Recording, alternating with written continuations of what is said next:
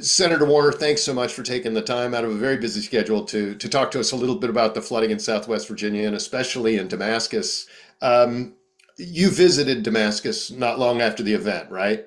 Yes. And what did you see and what were your impressions? Well, first of all, you know, while obviously we in Virginia didn't get as hard hit as North Carolina, but we had huge damage across the whole region. Um, Claytor Lake had huge problems. I visited, 9 jurisdictions. Um, you know, Narrows up in Giles County, there were whole parts of the community that were washed out. But when it comes to the Creeper Trail and Damascus, um, the remarkable thing is parts of it are just gone. I mean, 17 trestles that are either totally destroyed or or partially destroyed. Parts of Route 58 just washed away. And I went to Damascus, and this is, as you know, Tom, and anybody who's been a aficionado of the Creeper Trail and somebody who's ridden that trail many times, not only down but also up, it's that's the lifeblood of that community. And to see, particularly Damascus, which is almost the whole economy revolves around the 250,000 users of the Creeper Trail each year, it's devastating. Yeah, we were there right around the time you were, and then we were back there last week. And the town manager doing the best he can, been on the job since July 1, did not intend to be in the I middle of think this. Chris was like somebody who thought he'd take this as kind of a semi-retirement, and he is working his heart out. The county administrator is. Some of the stories of some of the businesses, people who put their whole life into. One fellow in particular had a couple of restaurants and a B&B, and some of the outfitters. It's heartbreaking, and part of the thing and I think we've kind of gotten over the hump on this. So this is not charity that comes from the federal government and FEMA. It's why you pay your taxes. We got to stand up for each other in these moments of need, and we're starting to see some of that relief come, but there's a lot more that we've got to get done. Yeah, in Chris's office, there's sort of a whiteboard of kind of the alphabet soup of all of the acronyms for everything that his staff, of a very small staff, needs to interact with the federal government. Are you, what are you hearing, or what are you doing Well, in Washington to sort of decode a lot of that for folks who aren't used to dealing with such a disaster of this magnitude? one is that first thing we got to do is just replenish the bucket of the small business assistance loans. A lot of these businesses, not just in Damascus, but across Southwest, what's frustrating is they've applied, they've been approved, but there's no money in the pot. So I'm working with Senator Tom Tillis from North Carolina, Republican, and we're saying we got to replenish the pot, and let's not have political arguing about this. Let's just do the damn right thing. And we've got agreement. But there are now some, candidly Republican members who are saying, well, we're not sure we want to do that unless you can do an offset or a pay for it. We never do that during emergencies. That's just on the SBA. Secondarily, we've got to look at the full FEMA relief because there's additional dollars that are going to be needed there.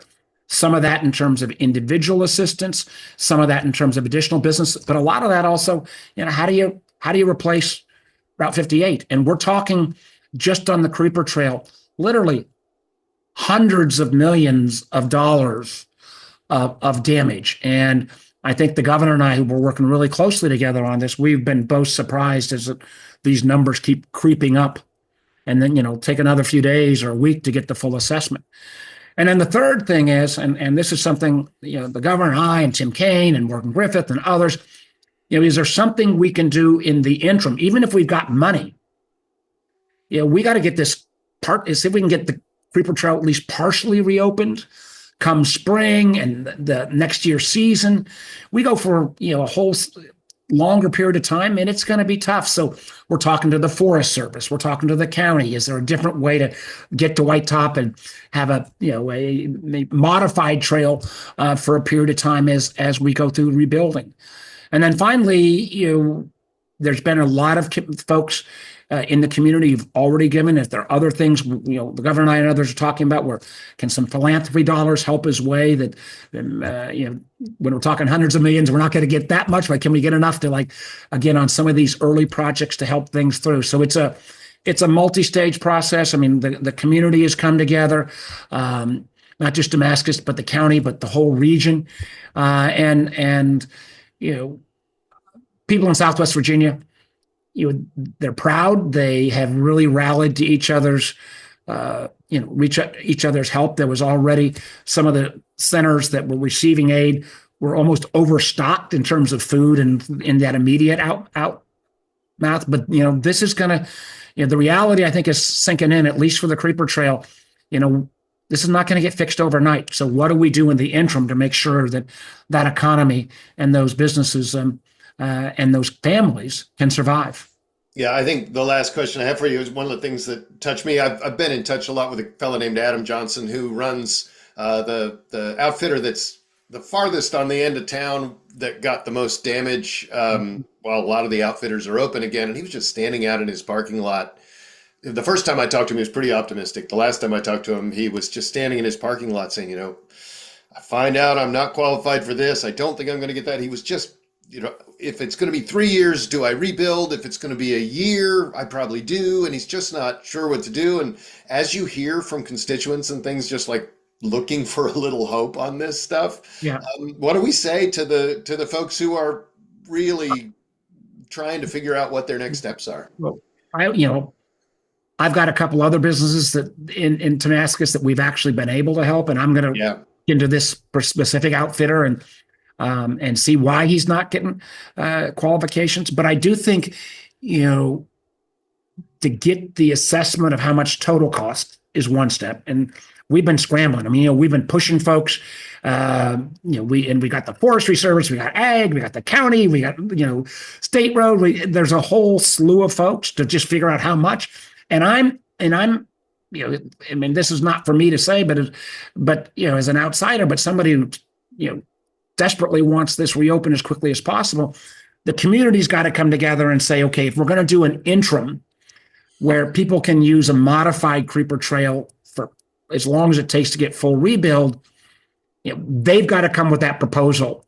And I think we've got the Forest Service and the county and the state are all working together. And the sooner that happens, the sooner those of us who want to maybe even help on the philanthropic side. I've already made some personal contribution, but we can go to work.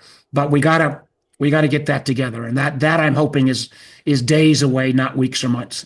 In the meantime, though, my top priority is making sure that a business that's been hit, it's got to be heartbreaking if you get approved, but then you got something that says, well, we can't get your loan until Congress gets its act together. Well, right. This is why people sometimes hate the federal government. There should be it's not partisan. This is people hurting. We did this for other communities when they got hit. And if we got members of the Senate that are trying to hold up, or members of the House that are trying to put new prerequisites in, or it's a shame. Thanks so much for your time. And I hope we can check back in with you in 6 months as more. Bob, you got to check back in with me long before 6 months. I'm having a regular update calls with all of the county administrators, the town managers. We're trying to wipe away, bureaucracy every time we can. But I hope you guys and media across the region, we got to keep the focus, and we got to, as Chris and the mayor told me, even when I was down there, Damascus is reopened for business. If you're picking a place to go in Southwest Virginia, go spend a night there. Go visit a restaurant. We're getting into the winter. It's a little harder on the outfitting, but we all can do our part as well. Yeah, we're trying to do that, and we're going to be putting together things to encourage people to just stop in and do some Christmas shopping there. I mean, I buy boots and shoes and socks all the time, everywhere. I might as well, spend a day in Damascus and do that. So, Senator, thanks so much for your time, and thanks for your service. Thank you, Tom. Take care. All right. Bye-bye.